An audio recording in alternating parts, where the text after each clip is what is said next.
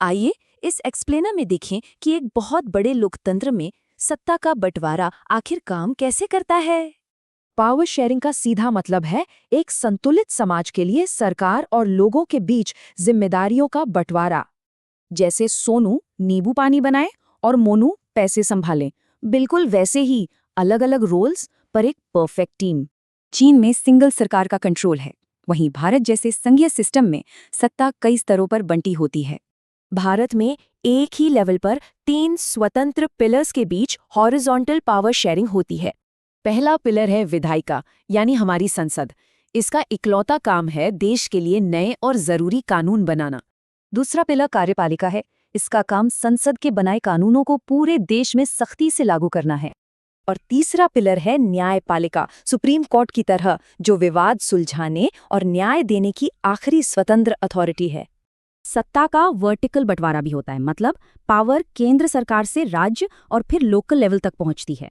संविधान ने जिम्मेदारियों को केंद्र, राज्य और समवर्ती सूचियों में बिल्कुल साफ साफ बांट दिया है, कोई कंफ्यूजन नहीं।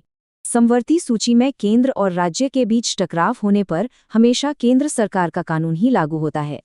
जो नए विषय किसी लिस्ट में नहीं आते, उन्हें अवशिष्ट विषय कहते हैं, जिन्हें सिर्फ केंद्र सरकार ही संभालती है। भारत की डाइवर्सिटी देखिए। हमारे संविधान की 8वीं अनुसूची में कुल 22 अलग अलग भाषाओं को आधिकारिक मान्यता दी गई है। समय के साथ सत्ता की साझेदारी का गजब इवोल्यूशन हुआ है, जिससे स्थानीय शासन को और ज्यादा मजबूत बनाया गया।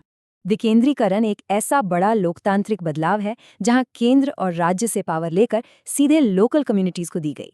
बलवंत राय मेहता कमेटी ने इस लोकल गवर्नेंस को बहुत ही बारीकी से 3 अलग अलग लेवल्स में बांट दिया।